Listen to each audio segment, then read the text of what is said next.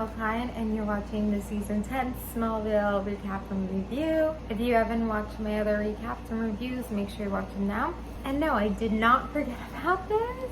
It just took me like 2 months to finish season 10. And like I was like busier, like, you know, work got busy, like summer was busy. But honestly, I did have time to watch things. I really struggled with season 10. I really did.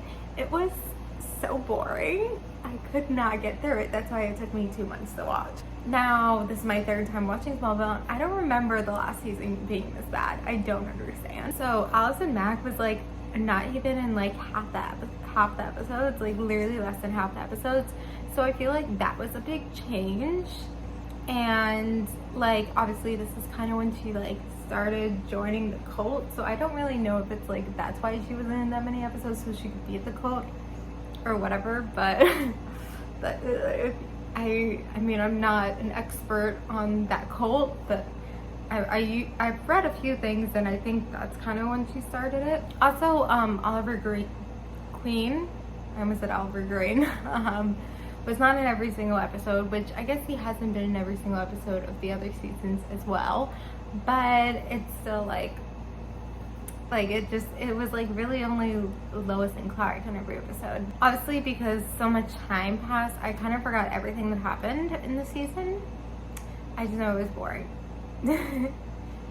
So obviously like Lois knows the secret and then he finally tells her and then they're back together and then they get engaged. And they were like, obviously, okay, I guess Tess is the main character too. Like they were forcing Tess's storyline. Wait, did we find out this season or last season that she's actually Lex's brother or sister? I don't even know. They're trying to bring back Lex. And they did in the finale, they brought back Michael, which is amazing. Like, thank you, Michael, for being in the finale. Like, that was great. Like, him coming back, like, I understand, like, Kristen didn't come back. I'm not sure the reason, whatever. But, Michael came back, and that was, like, really great that he came back. I mean, him in the end being, like, the president just, like, doesn't make sense. Or what they did with his character, I don't know. I also felt like the plot line, like, I just feel like, I mean, they knew at the beginning of the season it was gonna be last season, and I feel like they just like kind of gave up. Like they didn't try. Like I feel like the writing in so many other seasons were so strong, and like they like were like putting in effort, and it was like, wow, this is like amazing writing for like a CW kids show. What, not kids show, but you know, like young adult show. This season I feel like they didn't care because it was like the last season, so they were like just gonna write these episodes. Like they didn't care. Like it just felt like bad writing. Like it just didn't feel interesting at all. There's a bug behind me. It's on the wall. You can see it. It's like a really small dot, but it's there. Anyway, I'm also gonna do like a recap and review of like the series overall, so I'll also talk about how, like, I think season 10 was like literally the worst season. They just didn't care. And there's things I don't want to get into this now because it's talking a lot about like the other seasons that I would want to talk about in the recap and review of all the other seasons as well. So I won't talk too much about like other seasons in this. But yeah, this season, like I just like, I don't remember it being this bad, but it's just so bad. And like the storyline about like, oh like, and like I've watched like some of Arrow, I watched some of Flash and the other like DC shows they have nowadays. Like I actually really watched those shows, and then I kind of got to a point where I really don't know if it's just like I was getting a little bit too older or like what it is, but I stopped watching them.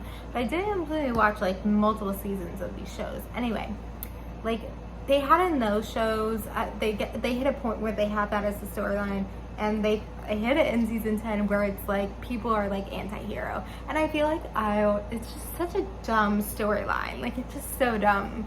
So in this one they're like anti-hero and they like make the plot like they're anti-hero. It's like annoying.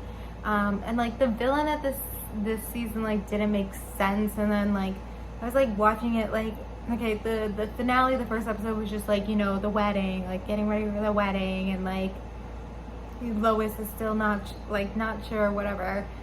But then then they like push everything in the finale like, oh, this is the evil, and like it just like didn't make sense. It was just like dumb. I don't know. Like I don't know. It was just like it just didn't make sense. I don't know. I almost like didn't like it had to like, when I have to like force myself to watch something, like it's painful. Like it gives me anxiety because there's like some other shows where I've seen like the first season or something, and then like a new season comes out and like it's like not the same or like whatever, and I just like can't get into it. And I'm like, okay, maybe it's just like the first few episodes, like maybe I just need to like push myself. And then it like gives me so much anxiety. 2 examples is Outer Banks. I love the first season, was so into the first season. The second season, and I know like they already have like the 3rd season out, but like when the 2nd season came out, like I tried to watch it and I couldn't. And then I tried like, I think when season 3 is gonna come out. Wait, did season 3 already come out? I don't even know. But like I like was trying to force myself to watch season 2, and like it gave me so much anxiety. And kind of the same thing with Stranger Things. I think I watched the first 2 seasons or something. I don't know where I was. Maybe like I was in season 3 or something, and I tried to force myself to watch, and then it like gave me like so much anxiety. So like with this, like it wasn't like that level of anxiety that I was having with like Outer Banks and Stranger Things, but I was having a little anxiety like forcing myself to watch things, and I don't like forcing myself to watch things. And especially when I do that, then I'm like on my phone to try to like distract myself and be like, I'm watching it. So like I really wasn't like paying attention like the last few episodes. Like I feel like there was a few good episodes at the beginning of the season, but I just like feel like it just like, I don't know, it just was so suckish. Like I just don't know. Started bashing so much on season 10. I mean, I honestly forgot a lot of the things that happened because it happened so long ago. Or it's just like not memorable. Anyway. But thank you guys for watching my recap and review of season 10 of Smallville, and I will post a video talking about the series overall. So thank you guys. Comment below your thoughts if you want to get mad at me because of what I said about season 10. And obviously I forgot so much, so please comment things that happened in season 10 because I do not remember. Thank you guys for watching. Like and subscribe, and bye.